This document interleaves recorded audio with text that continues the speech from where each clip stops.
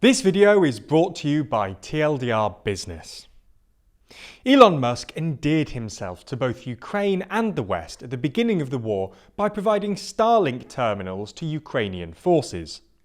These Starlink terminals, which guaranteed the Ukrainians high-speed internet access both on the battlefield and in populated areas, have made a real difference to the trajectory of the war, and Ukraine was originally gushing with gratitude. However, relations between Ukraine and Musk have soured over the past couple of weeks, thanks to his armchair diplomacy on Twitter. And on Friday, CNN reported that Musk has said he will no longer be providing the service for free, which means that, unless the Pentagon decides to foot the bill, that's the end of Starlink for the Ukrainians. So in this video, we're going to look at how Musk's star has fallen amongst Ukrainians, what impact the deprivation of Starlink will have on the battlefield, and whether it's a good thing that billionaires have this sort of political power.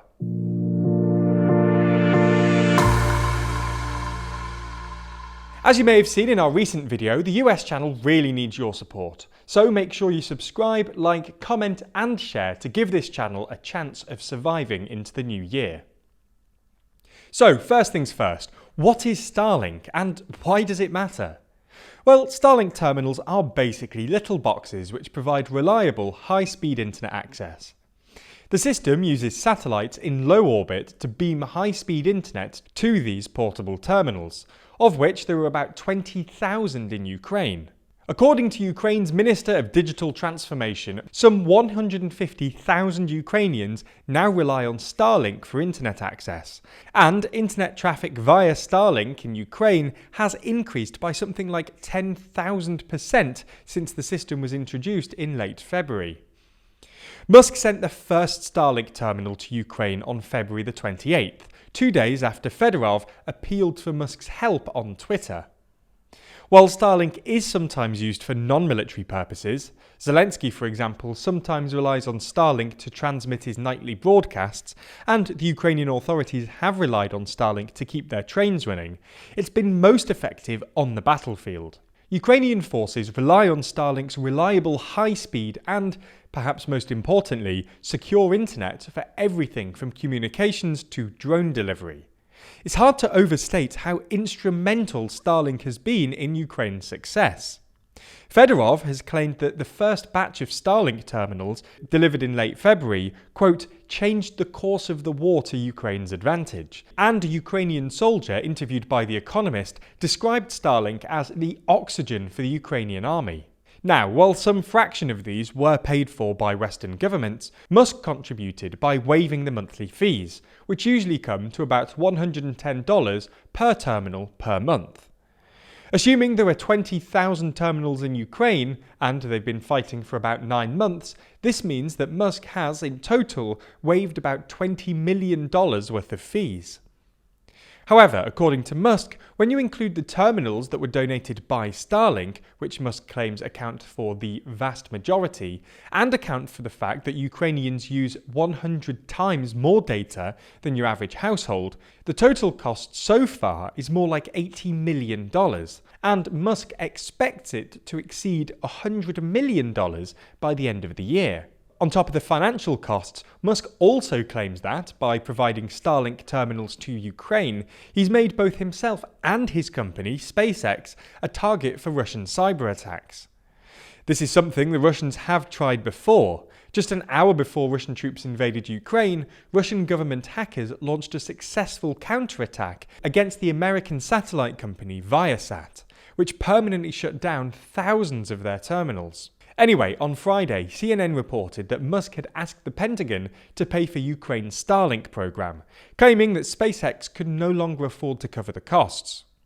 According to the report, SpaceX asked the Pentagon for $127 million to pay for the current system, and a further 7,700 terminals, which were requested by Ukraine's commanding general in July. While this didn't go down well in Ukraine, Musk argued that A, Starlink is already running at a loss, and B, it's not like other defence contractors, say Lockheed or Boeing, ever provide their services for free. Nonetheless, it does seem that Musk's decision wasn't exclusively motivated by financial concerns. Obviously, Musk has an estimated personal wealth in the hundreds of billions, and SpaceX has a market cap of over $100 billion, so he probably could afford it if he wanted to. But on top of this, in a tweet replying to the report, Musk said he was just following the recommendations of the Ukrainian ambassador to Germany, who told Musk to f*** off when Musk apparently suggested the outlines of a possible peace settlement on Twitter. For those of you who haven't been following this saga, on October the 3rd, the same day he announced he would indeed be buying the company, Musk took to Twitter to suggest a peace plan that would give Crimea to Russia, and possibly other occupied territories too. In follow-up tweets, Musk seemed to argue that reaching a peace plan is necessary in the near future to avoid further deaths and the non-trivial possibility of nuclear war. This didn't go down too well with many Ukrainian officials, including the German ambassador and Zelensky himself, who posted his own poll in response to Musk's.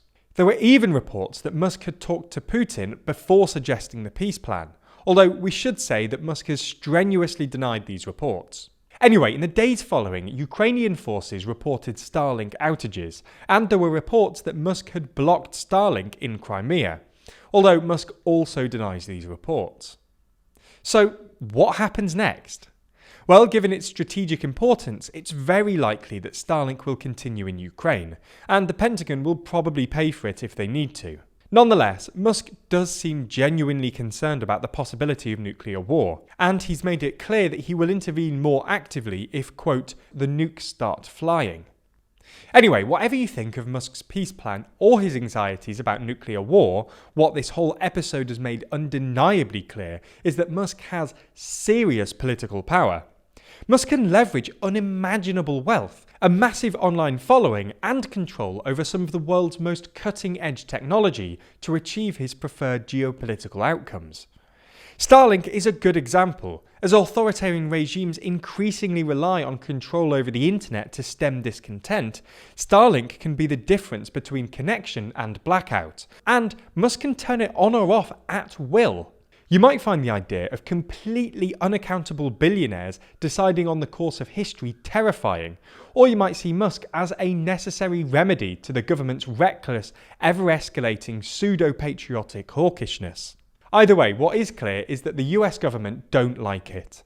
On Friday, there were reports that Musk was being investigated by federal authorities, and it'll be interesting to see whether the American foreign policy establishment can tolerate a mischievous billionaire interfering in geopolitics.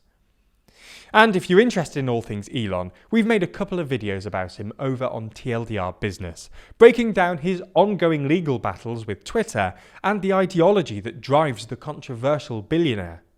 So head over there and subscribe to TLDR Business. And while you're at it, subscribe here too. The US channel could use the help.